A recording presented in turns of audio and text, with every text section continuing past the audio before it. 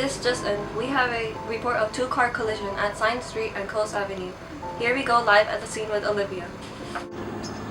Thank you, Randy. I'm here at the accident where two cars got hit. One was a car containing a drunk driver and one was a bus, sadly, containing children. The car was going 70 miles per hour and the driver was drinking, calling on the phone, and driving at the same time. Unfortunately, there were injuries, including the driver being in a coma and the death of the bus driver. This is Olivia reporting live, and you are watching Channel Pi. When I get more information, I'll go back to you. Thank you, Randy. Thank you, Olivia. According to our forensic investigation team, the high-speed car was on Science Street going 70 miles per hour, going 225 degrees, while the bus went its way through Coast Avenue and going 30 miles at 30 degrees. This is a flashback to the moment that it happened.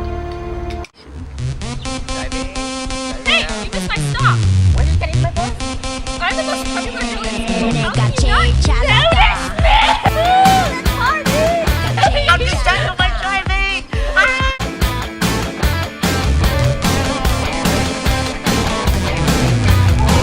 So we all know by now that you are your favorite.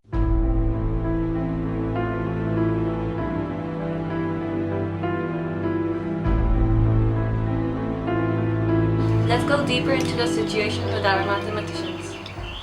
Look at the damage. How much force was involved in this accident? That's what we have to figure out. We'll need to gather the information that we have and determine the total force that the high-speed car managed to create. To do this, we'll have to draw out the accident and use something called vectors. Now I will turn to my assistant Megan to help us determine what vectors really are. Hi guys, I will take you to the magical world of vectors. What are vectors? You know a line has no direction and no length because a line stretches to infinity. A line segment has a specific length but no direction. A ray has a direction indicated by an arrow, but it stretches to infinity, so it has no certain length. This is how we write each of the lines. A vector is unique. It has a direction and a length. You can use vectors to represent speed and force that involve both magnitude and direction. In this case, we must use vectors to find the resulting force and direction of the object being acted upon by a separate force. Thank you for making all the video fall asleep. Moving on. Next, I will draw out the accident. Here is the bus chugging along the road at 30 miles per hour at 30 degrees in respect to the point of collision. Now here comes the car at 70 miles per hour at 225 degrees in respect to the point of contact. One way to find the total force of a collision is to use the horizontal and vertical components of the vector. Since Megan failed to mention vectors are made up of two components, a vertical and a horizontal component. For example, if a leash pulls upward at an angle from a dog's collar, there is tension forcing pulling up and to a side. Thank you, Randy. We will add the horizontal component of both vehicles and then add the vertical component of the vehicle to help us find the force and direction of the collision. First, we will find the components of the bus going 30 miles per hour at 30 degrees. Notice that we could draw a right triangle.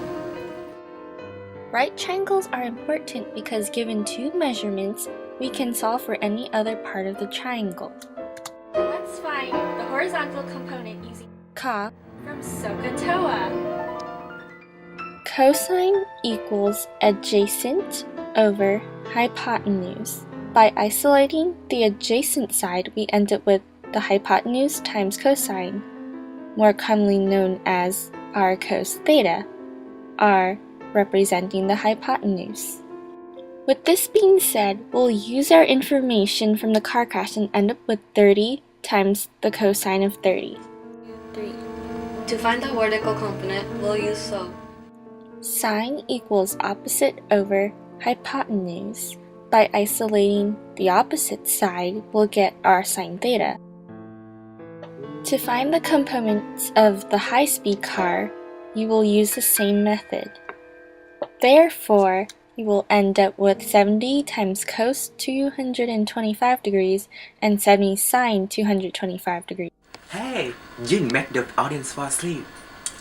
Anyway, okay, so when we put our pieces together, we'll have to put them in the form of R cos theta, R sine theta, which will be 30 cos 30, 30 sine 30, and 70 cos 225, 70 sine 225.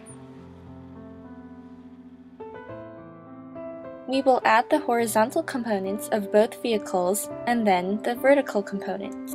30 cos 30 and 30 sine 30 equals 26 and 15. 70 cos 225 and 70 sine 225 equals negative 49.5 and negative 49.5. So, First add the horizontal components, so 26 plus negative 49.5 equals negative 23.5. Then the vertical components, 15 plus negative 49.5 equals negative 34.5. Let's graph this point to visualize what these numbers mean. So negative 23.5 and negative 34.5. We need to find the angle, so we'll use TOA. Tangent equals opposite over adjacent. Tan theta equals negative 34.5 over negative 23.5. Take the arctan of both sides to get theta by itself. Theta equals the arctan of negative 34.5 divided by negative 23.5. This will equal 55.7. So what does 55.7 represent? 55.7 represents the reference angles shown here.